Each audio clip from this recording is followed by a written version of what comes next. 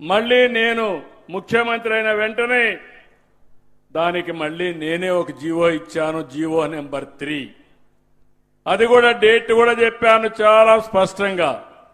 ఆ జీవోని మీరు ఒకసారి చూస్తే 10/1/2000లో నేనే జీవోని ఇచ్చా.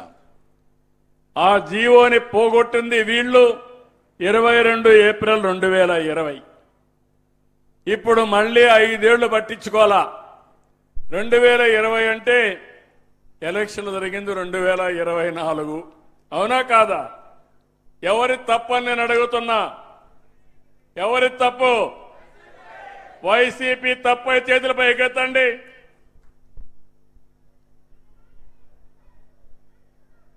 ఏమమ్మా? కాబట్టి వైసీపీ నాయకులు ఈ పాడేరుకొచ్చి నేల మీద మీ ముక్కును గీసుకుంటే అప్పుడు బుద్ధి వస్తుంది మీకు. మీ నాయకుడిని అడగండి, ఎందుకు చేయలేకపోయారు అడగండి. అడిగేది చేత కాకపోతే మీరైనా క్వశ్చన్ చేయాల్సి వచ్చింది. మీరు అది కూడా చేయకుండా ఇప్పుడు నన్ను అడగడానికి మీకు ఎలాంటి అర్హత లేదు. కానీ ఒకటే చెప్తున్నా, ఈ గిరిజన ప్రాంతం నా సొంతం, ఈ గిరిజనులు నా వాళ్ళు, ఈ గిరిజనులకు అన్యాయం జరగడానికి వీలు లేదు. మీతో నేనుంటా.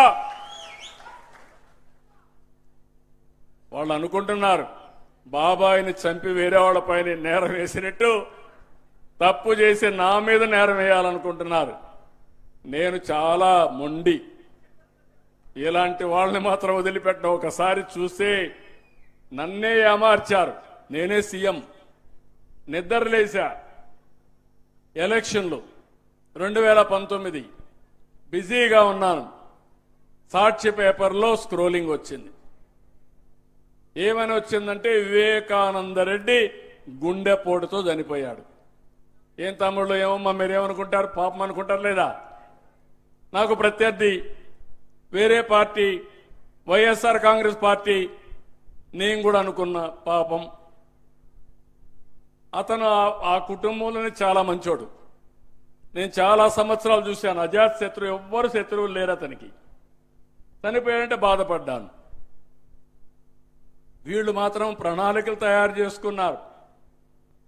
ఎంత భయంకరమైన హత్య అంటే మీరు గుర్తుపెట్టుకోవాల్సింది, గొడ్డలతో నెత్తిన నరికి నరికి నరికి రూమంతా రక్తం, ఆ బెడ్ మీద రక్తం, అక్కడి నుంచి బాత్రూమ్కి లాక్కపోతే ఆ బాత్రూమ్ అంతా రక్తం. ఇంత ఘోరమైన హత్యని ఏదో గుండెపోటని చిత్రీకరించి బాడీ ముక్కలైపోతే మెదడంతా దాన్నంతా మళ్ళా కూర్పు చేసి, అది కూడా ఎవరు చేశారు? వీళ్ళ మామ హాస్పిటల్, పిల్లనిచ్చిన మామ, భారతి గారి మామే, తండ్రి.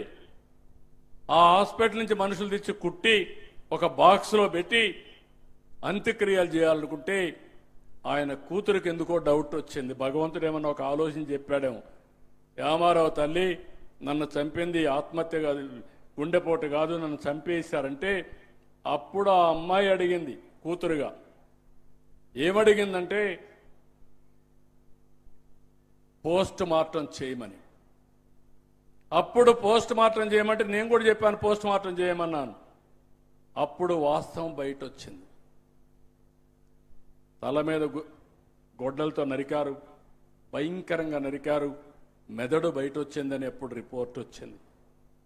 ఇమ్మీడియట్గా మాట మార్చేసి ప్రత్యర్థులు ఆయన చంపారని ఆ అమ్మాయిని కూడా కన్ఫ్యూజ్ చేస్తే ఆవిడ కూడా నమ్మింది, ఏదో అన్న చెప్తున్నాడని నమ్మి ఆవిడ కూడా నిజం అనుకున్నది. నిన్న చెప్తా ఉంది ఆవిడ. ఏం చెప్పిందో మీరున్నారు. ఇది చంపింది ఆదినారాయణ రెడ్డి, బీటెక్ రవి, సతీష్ రెడ్డి చంపారని రాసి పేర్లు రాసిచ్చి ఆవిడ కూడా సంతకం పెట్టమంటే నేను సంతకం పెట్టననింది. తర్వాత ఇద్దరు కూడా కోర్టుకు వెళ్ళారు సిబిఐ కావాలని. రెండవ రోజున నిద్ర లేసి నారాసుర రక్త చరిత్రని సాక్షి పేపర్లో వేసి నా చేతిలో కత్తి పెట్టి శవం అక్కడ పెట్టారు. ఏమమ్మా మీరందరూ ఒప్పుకుంటారా? ఏం తమ్ముళ్ళు మీరు ఒప్పుకుంటారని అడుగుతున్నా. ఏమమ్మా మీరు ఒప్పుకుంటారని నేను అడుగుతున్నా. నన్ను 40 ఏళ్లు మీరు చూశారా లేదా అని అడుగుతున్నా. 78లో ఎమ్మెల్యే అయ్యా, ఆంధ్రప్రదేశ్కి ముఖ్యమంత్రిగా 95లో అయ్యా.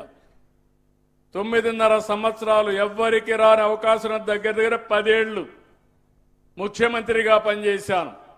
హైదరాబాద్ లాంటి నగరాన్ని నిర్మాణానికి దోహదం చేశా.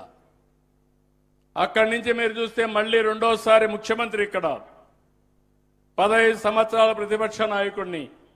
ఎప్పుడైనా నేను హత్య చేశానని ఎప్పుడన్నా విన్నారా అని మిమ్మల్ని అడుగుతున్నా. నాకు బాధ ఉంటుందా లేదా అని అడుగుతున్నా. చేయని హత్య నా పైన పెట్టినప్పుడు బాధ ఉంటుందా లేదా అని అడుగుతున్నా. ఉంటుందా లేదమ్మా?